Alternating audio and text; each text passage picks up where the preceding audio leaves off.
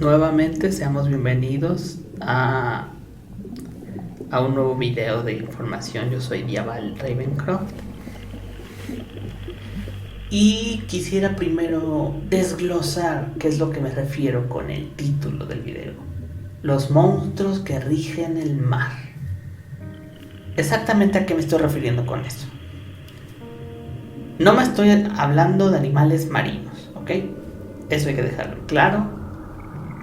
No estoy hablando de los típicos de tiburones o no sé, depredadores marinos que viven en las profundidades y que se alimentan de las presas más débiles como rige la naturaleza. No. Yo estoy hablando más de los mitos, de esas titanes, esas criaturas que yacen en las profundidades del mar y que de alguna forma hoy en día hay gente que aún cree que hay una posibilidad de que existan. Eso es lo que vamos a hablar hoy. Y claro, con esa temática, el ejemplo que no podía dejar pasar, o sea, la criatura por excelencia en este campo es el Kraken. Y estoy más seguro de que muchos ya conocemos al Kraken o conocemos el término de... Estamos hablando de un calamar gigante que hundía los barcos y que muchos nos ilusionamos cuando lo vimos en Piratas del Caribe, en medio de las batallas navales y todas esas cosas. El Kraken es una figura griega que toda la vida ha sido representada en muchas ideologías, sobre todo porque siempre ha sido un misterio legua desde que se descubrió que existían los calamares gigantes, los cuales hay que decirlo todo. El calamar gigante no es lo mismo que el Kraken. Aunque estos calamares, que si bien sí tienen un tamaño considerable de largo y que son comida de algunas criaturas como cachalotes, no es un Kraken. Estamos hablando de una bestia colosal que hundía barcos. Estas cosas tendrían el largo a lo mucho de 2 coches. O sea, de uno detrás del otro. Eso sería en promedio el tamaño que se ha encontrado. Pero no es lo mismo un Kraken. Estamos hablando, no es la criatura que dirías que es capaz de hundir un barco con sus tentáculos. Pero de hecho del propio Kraken hay otras mitologías que explican de los monstruos marinos de ese estilo. Y muchos creen que la idea del Kraken proviene de la idea del mismo Cthulhu o Tulu, Zulu. Nunca hay una pronunciación exacta, simplemente hay variaciones, pero yo normalmente la que uso es Cthulhu, porque no sé, siempre es como yo lo aprendí y ya es un poco difícil acostumbrarme a otro, pero bueno. Cthulhu es una criatura creada, entre comillas, por H.P. Lovecraft, Howard Philip Lovecraft, escritor de terror americano, un pionero sino más bien el que creó la idea del terror cósmico, que ha inspirado a varios cineastas como son Ridley Scott con la saga de Alien, o a Guillermo del Toro con Hellboy. Bueno, técnicamente Hellboy la historia de Hellboy fue inspirada en cosas, en mitos de Lovecraft, pero aparte de eso, el estilo de Guillermo del Toro tiene muchas aseveraciones a Lovecraft. Pero ese autor lo dejaremos para otra ocasión. Hoy solo quiero retomar una de sus criaturas más conocidas, que es Cthulhu, cuya primera aparición fue en La llamada de Cthulhu, novela que yo recomiendo si te interesa. Es muy corta, la verdad, pero vale la pena. Hay una teoría que dice que esa criatura, que es un humanoide gigante con cabeza de pulpo, alas de dragón y que puede ocasionar la locura porque puede leer la mente y controlar a la gente, existe en algún punto del Océano Pacífico, según las indicaciones de Lovecraft. Y hubo una vez ahorita se me escapa un poco la fecha, pero hubo una vez que se escuchó un sonido en medio del mar tan alto, llamado The Blob, fue como se le denominó, que es uno de los sonidos icónicos cuando buscas de sonidos extraídos del mar, porque dejó mucho perplejidad, siendo el sonido más alto registrado en la historia. Y eso que ni siquiera fue en el epicentro del mismo.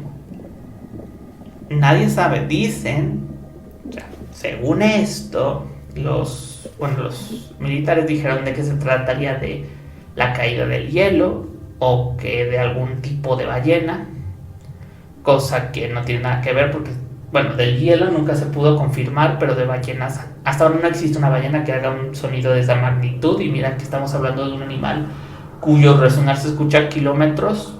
Esta criatura no era.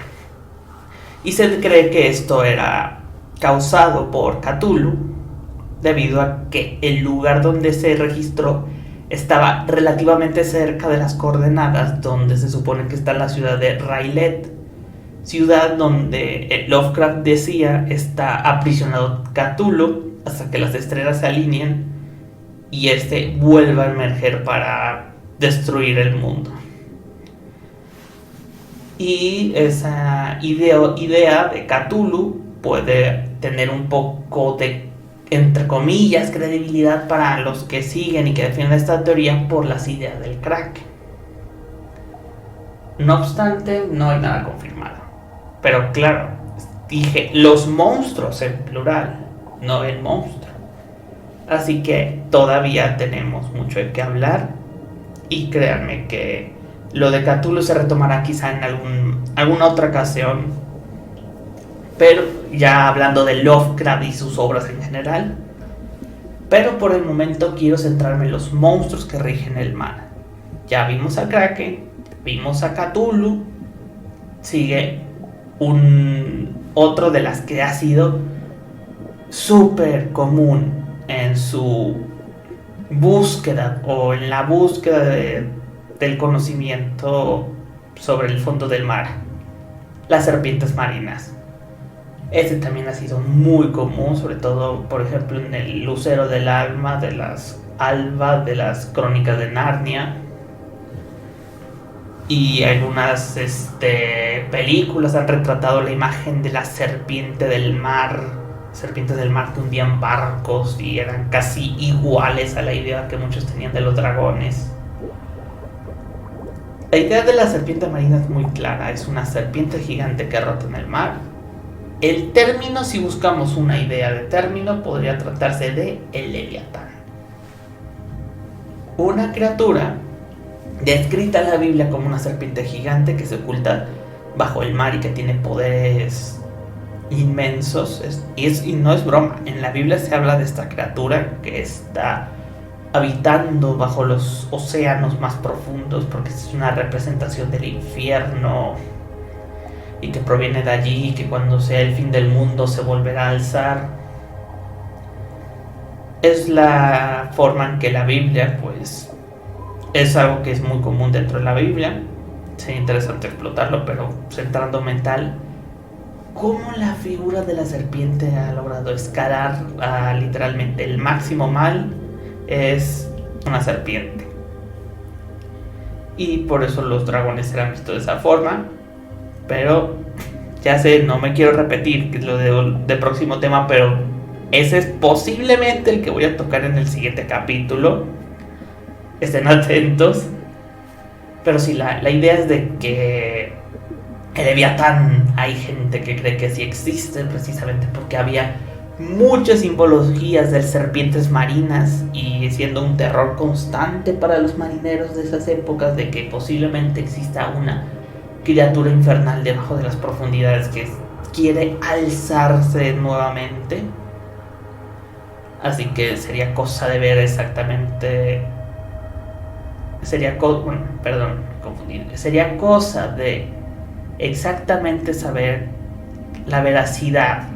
Porque a diferencia del de Cthulhu, aquí también hay cierta evidencia que respalda, que es la idea de Jormungandr, la serpiente de la mitología nórdica, que está destinada a morir a manos de Thor y al mismo tiempo que ésta le dé muerte en su combate en el Ragnarok, la destrucción de los mundos. Jormungandr es la serpiente de los mundos, llamada así porque habita en las raíces del Yggdrasil, el árbol que sostiene los varios mundos. Asgard, el de los dioses de Odín, está Snil, el Helheim, que es el de los muertos, o de los muertos indecorosos, gobernados por la diosa Hela. Está también Midgard, que sería nuestro mundo. Hay varios mundos, pero la idea es de que en las raíces de ese árbol que lo sostiene todo, en sus raíces habita Jormungandr, la serpiente gigante de los mundos, hijo monstruoso de Loki. Sí, escucharon bien, hijo monstruoso de Loki, que espera en el Ragnarok. Y bajo esa mitología también se cree que pasó de esto la idea de las serpientes marinas o del Leviatán en cualquier forma. Muy bien, ya hemos explorado varias facetas y eso que solo estamos partiendo de dos ideas particulares, que son la del Kraken y el Leviatán. Y aún así vemos como hay patrones que mezclan las ideologías de posible estas criaturas de existir.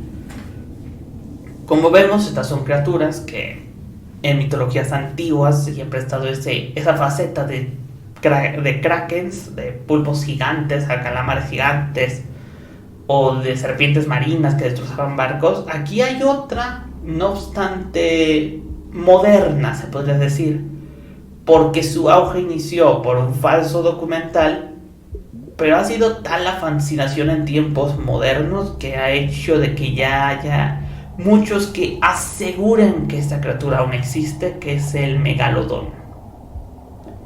A diferencia de las anteriores mencionadas, el megalodón sí existió.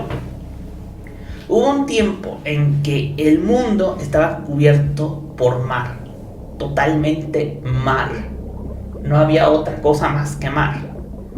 Y el megalodón era una criatura de muchos metros de largo, o sea, un tiburón gigante, capaz de comer de un bocado a un tiburón. El tiburón blanco sería un simple aperitivo en comparación.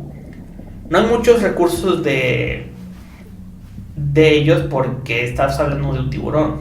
Muchos no saben, los tiburones tienen huesos muy delgados, muy frágiles, así que además sus cuerpos a diferencia de un humano, sus cuerpos no se elevan ni flotan, sino que se hunden en el mar, porque por su cuerpo pasa agua. Nosotros tenemos pulmones y cuando morimos, el aire acumulado dentro de nuestros pulmones hace que nuestros cuerpos se eleven, pero los tiburones tienen las branquias, manejan lo de que ellos están en constante con el agua. Como no hay tanto aire ahí, ellos se hunden.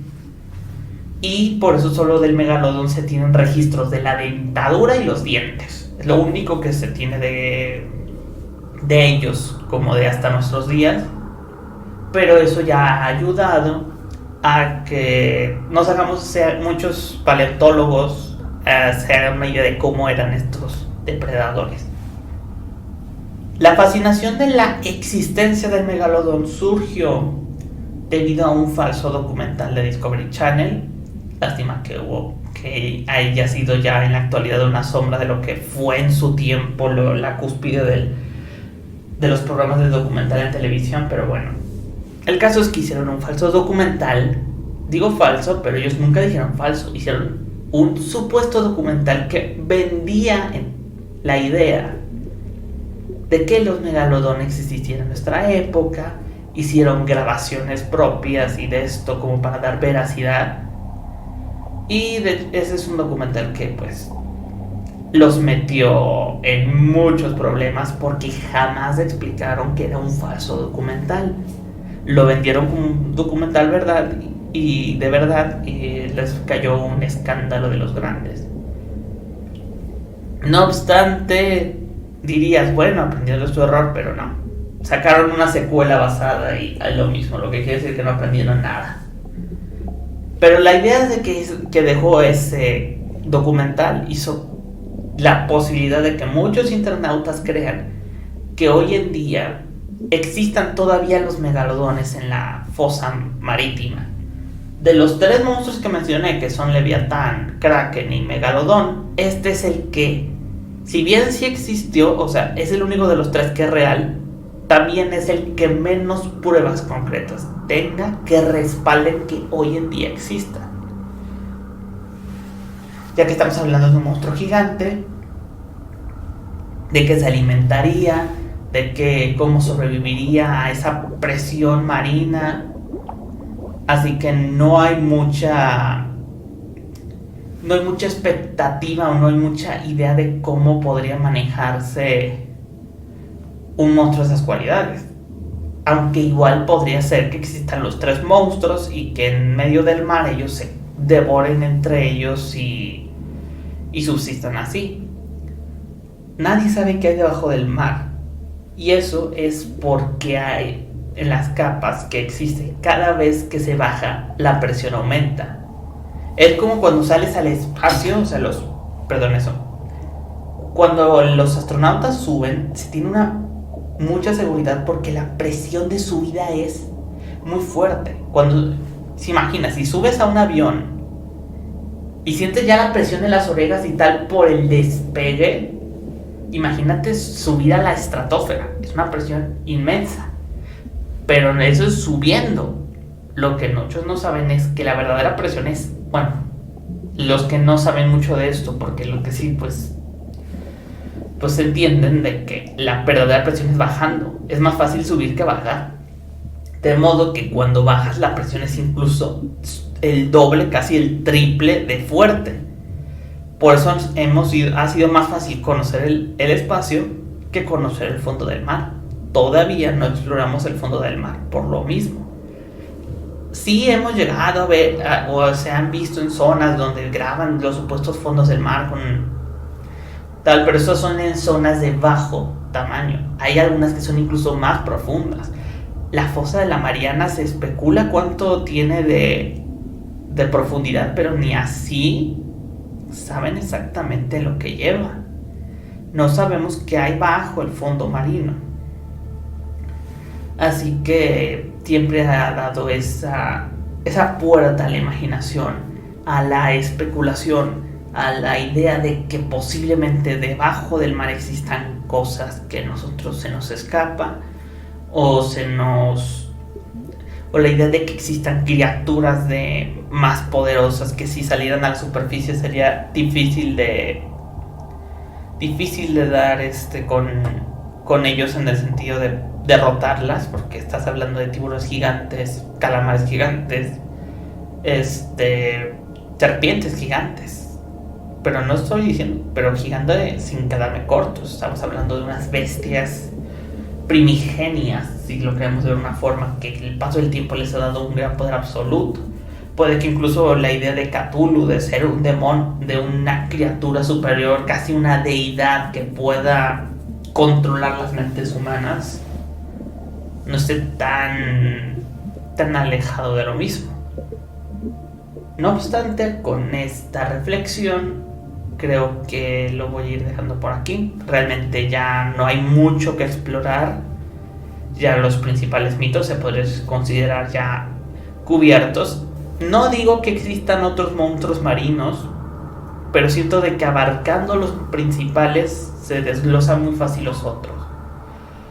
Si hay algún otro, puedes dejarlo en comentarios en mi cuenta de YouTube. Al final me decliné por YouTube, no por Spotify.